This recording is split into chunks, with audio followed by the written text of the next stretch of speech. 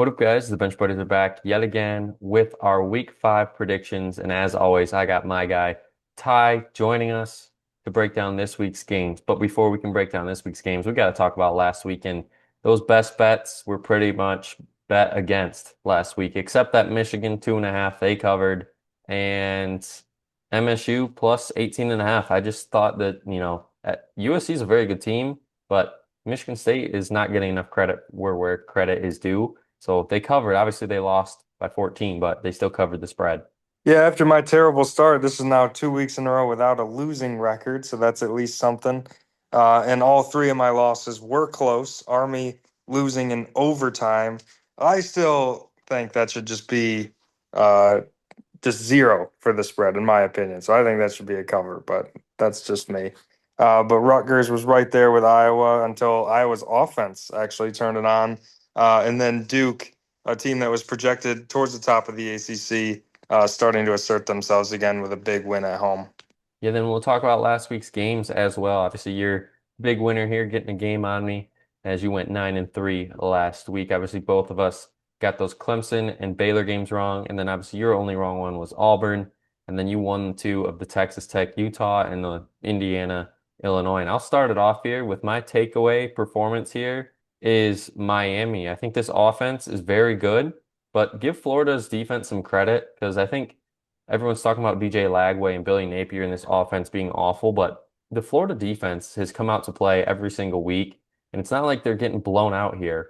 It's just the offense can't compete. And give Miami credit, they limited Miami late in this one until they kind of broke it open in the fourth.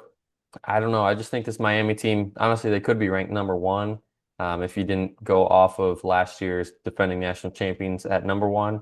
And then the other team I'll talk about is Missouri. I think Missouri is going to be the team in the SEC that goes 10-2 and ends up in a playoff just like Indiana did last year. Because Bo Prabula, as long as he can keep on running the ball and they don't force him to pass the other defenses, this Missouri team is going to be almost as good as last year, if not better. I'm going to go with the two obvious ones. I think you got to look at Texas Tech and Indiana. Texas Tech in the noon slate goes to Utah, and they came away with a big win. And I think a lot of people are going to have a takeaway that Utah is just not good. I still think while they're probably dropped down a peg now, I still think they're a solid team. So that's a great win.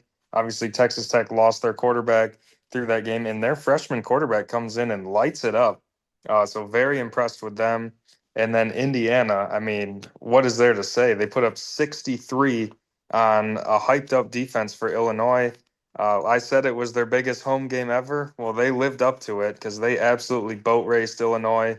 And it's another game where I think people might just have a takeaway that Illinois sucks. But in reality, I think Illinois is still a pretty good team. So you just have to put some respect on Indiana's name now.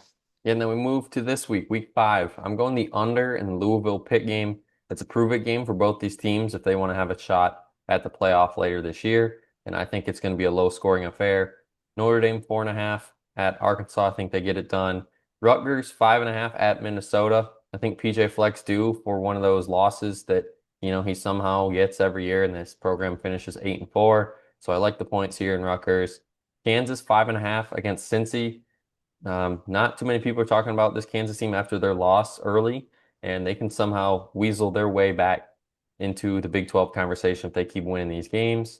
Iowa State 6.5 versus an undefeated Arizona, which is a very surprising point I think you can make here with that undefeated Arizona, but Iowa State has 4 games under their belt, and I think they're going to keep on winning. Then Oregon plus 3.5 on the road at Penn State. Yeah, I'm going a different direction on some of these here. I'm going Arkansas getting the 4.5. I just think Sam Pittman's job is really on the line at this point, and I think his players are going to really show out to play for him. And I think Arkansas at home. Remember, Notre Dame, a lot of people say they have two of the best losses in the country. They still lost those games, so I'm still not quite sure how good Notre Dame really is. I got LSU covering the 1.5 at Ole Miss. I'm very surprised Ole Miss is favored. I know LSU's had their struggles, but I'm still not sure how good Ole Miss is. Same with Notre Dame. And then Alabama getting the 2.5. Everyone, I think, is going to jump on Georgia with that spread. Everyone's going to be shocked that it's only that 2.5 points. But Alabama has played very well in their last three games after their opening loss. I think they keep it very close and cover, if not win. And I think Indiana, a lot of people think this will be a trap game. I'm not sold on it. I think Indiana stays hot, covers 7.5. And I got Ohio State covering the 8.5. Washington struggled for three quarters with Washington State, who's not any good. And in the nightcap, I think BYU covers at Colorado, who is really struggling right now. And that leads us to our first game. It's going to be Friday night. Florida State goes on the road to face Virginia, and this is a really good game early in ACC play for both these teams. Obviously, I'm going with the Seminoles here, but their biggest question heading into this game is Tommy Castellanos. Is he going to be able to play in this game? Because, we saw last week that he limped off or sorry, 2 weeks ago, he limped off the field and didn't return. Now, I get they had a bye. We just don't know yet. There's no official word. We'll find out more later in the week if he's on the injury report, but it is a concern there. I think they're still going to be able to find a way to win this game, but Florida State right now has the keys in their hand, ready to take off and go to the playoff. They just got to get in the car and steer pretty much. This one was actually a tough one for me. This is upset written all over it right here. Florida State getting Miami next week. Huge rivalry game. So much on the line in that game. And these Friday night road games have been upset central, it seems like, over the last few years. So I think it's an ultimate trap game here for Florida State. However, I think they're up for the challenge. It sounds like Castellanos will likely play. And I think he's going to be just enough for Florida State to avoid the upset. But don't sleep on Virginia because I think, although they've had some really bad years here recently, I think this team is much better this year. So it'll be a close game. And then also Friday night, you got TCU going on the road to face Arizona State. And Arizona State pulled me back in last week with that win over Baylor. But I'm still going TCU here. I think TCU and Sonny Dykes, they're just slowly creeping up these standings in the Big 12. And we saw it last year. There's teams in the Big 12 that slowly creep up towards the end of the year, and you wonder how they finish 9-3. And I think that can be the TCU team this year. They're going to have a dominant performance this week to go on the road to get this win over Sam Levitt and company. But I don't know. I'm just not sold on Arizona State fully because this team, went into Mississippi State, lost that game, obviously, and then pretty much had to scratch and claw their way out of a win at Baylor. So can they keep winning these close games? I don't think it's going to be the case this week. And I think TCU walks away with a win and possibly jumps into the top 20. I'm going the other way. I'm looking at last week as a season-changing win for Arizona State, not only because they beat a tough Baylor team on the road, but I think coming off that loss at Mississippi State where Sam Levitt really struggled, I think this team really needed a bounce-back win to kind of bring themselves back to where they were last season. So I think coming back home here to host TCU in a night atmosphere, I think Arizona State wins a close one, just like they did all year last year. And then Saturday at noon, you get Notre Dame going on the road to face Arkansas. And the big story here for me isn't going to be how well Notre Dame's offense can play. It's going to be their defense. Are they going to be able to stop Taylen Green? Because if they can't, then honestly, I would be shocked if Arkansas doesn't win this game. Because Arkansas has been in every single game that they've played, almost beat Ole Miss, lost to Memphis, and pretty much got screwed in that one late. They could have had that win. And I don't know. Arkansas, they got Tennessee the week after, Texas A&M the week after. They just have a loaded schedule here. And if Arkansas really wants to prove that they are one of those big teams that can win these big games, they have to do it this week. Because if not, I think a lot of people officially are going to write them off. And it's unfortunate because Taylen Green could possibly win the Heisman if this team could play a little better. Yeah, I could see this being another shootout. Obviously, I picked Arkansas to cover, so I think this one's going to come right down to the wire. But I think Notre Dame is due to come out on the other end of one of these close, high-scoring games. And I think they finally make the late play instead of give up the late play. And I think this would be a very heartbreaking loss here for Arkansas because Sam Pittman really, really needs a win to save his job. Unfortunately, I don't think they get it. I think Notre Dame ekes one out. And then also at noon, you got USC and Illinois, and this spread opened as USC -1.5. It crept all the way up to 6.5 after last week's bloodbath that Illinois suffered to Indiana. And USC, give them credit. This team looks better and better each week. They proved it to me the last 2 weeks.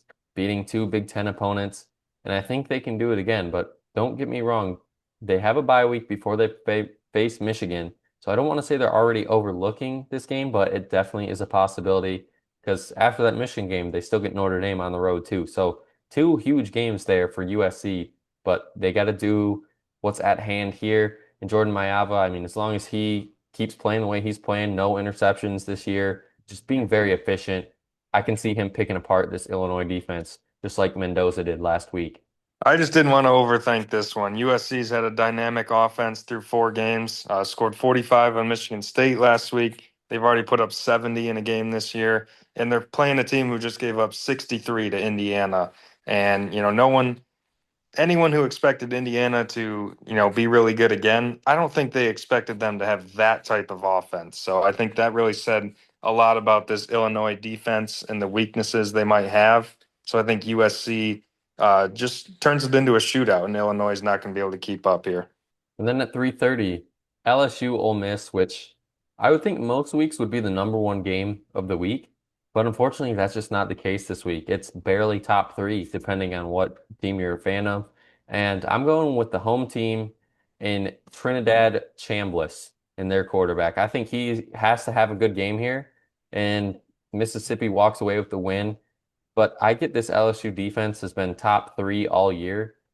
But for me, it's the offense that's the big concern. Garrett Nussmeier has not looked like the elite quarterback we all thought he was going to be, and they can't really run the ball how they want either. So if LSU wins this game, they're going to pretty much have to gash this Ole Miss team. I mean, they have been gashed before, but last week against Tulane at home, it didn't go well for Tulane, only allowing 10 points. So I think it's going to be Ole Miss running the show here. They jump into the top 10.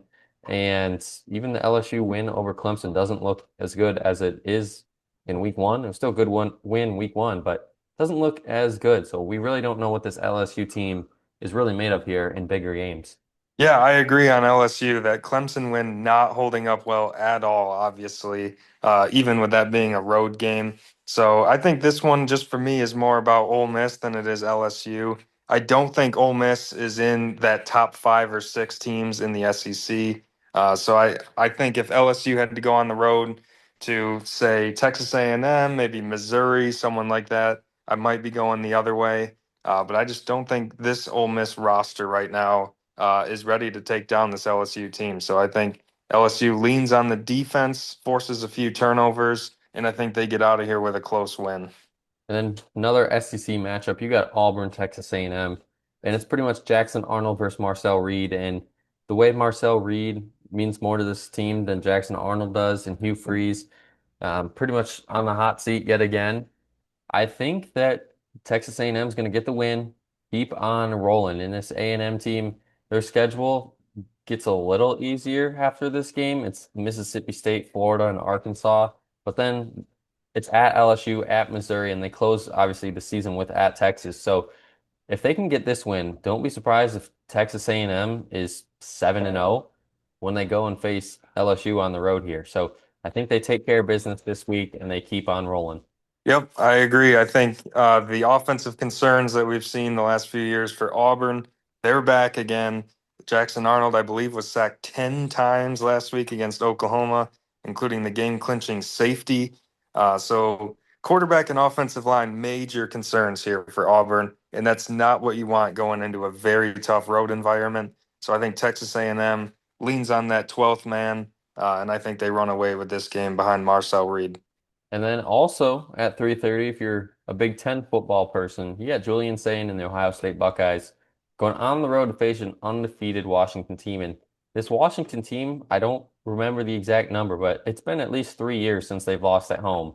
You know, it is a tough challenge. Ohio State, number one team in the country, going in there, but I think they're going to get it done. It opened at 14, but the spread's all the way down to 8.5. So maybe Vegas knows something we don't. The upset could be brewing here.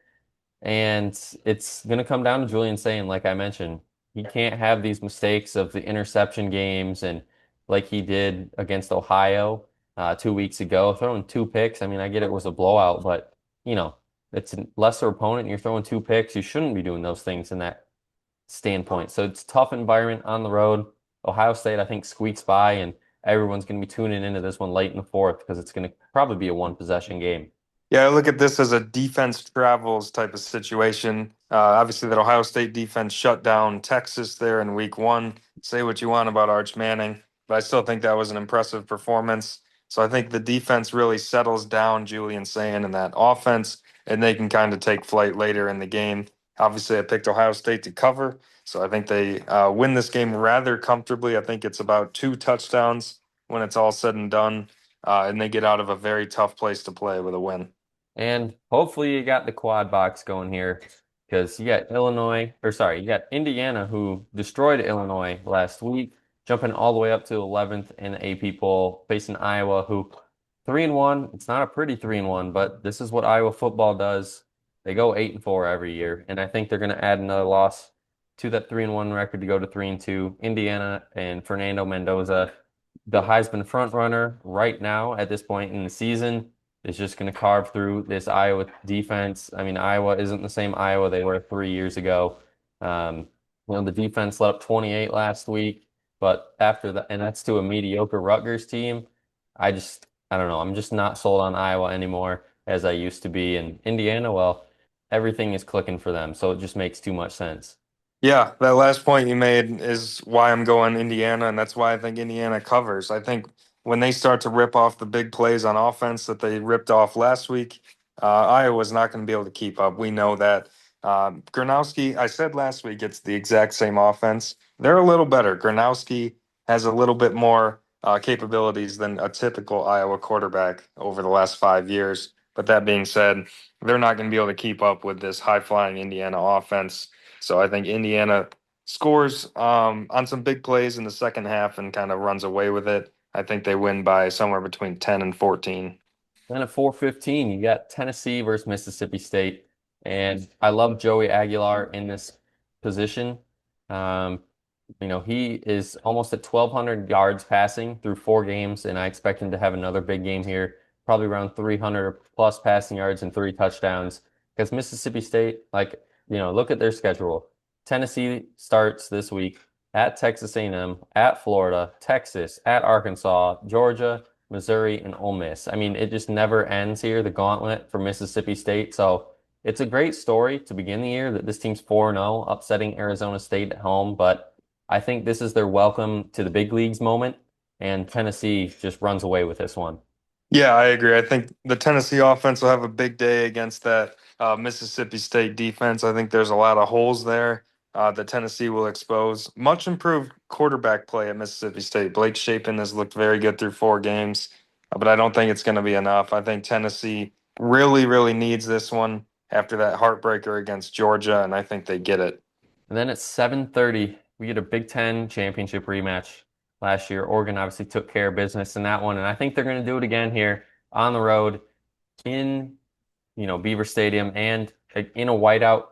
I mean, it's the pretty much hardest atmosphere to ever win a game in college football, if we're going to be honest. And I think Oregon's going to be able to do it because I trust Dan Lanning and Dante Moore in big games. Then I trust James Franklin and Drew Aller at this point because we know the whole narrative with Penn State can't win a big game. And here we are yet again at a big game. And until James Franklin can win one at home and prove me wrong, I'm going with the other team every time. So give me the Ducks here to travel all the way across the country and get this win. Yeah, I think Penn State needs every bit of that white out here in this game because if this was on a neutral field, I have no doubt I'd be going with Oregon the way they've started.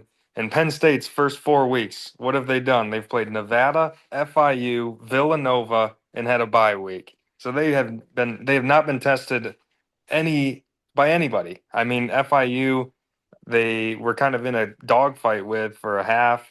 And yeah, I just haven't been impressed with Penn State thus far. Whereas Oregon has just been boat racing anyone they step on the field with. So I think the whiteout is the difference here. It's the toughest environment in college football, and I think Penn State ekes one out. I'm not sold that they're the better team, but in this environment, I think it'll be just enough for Penn State to get over the hump.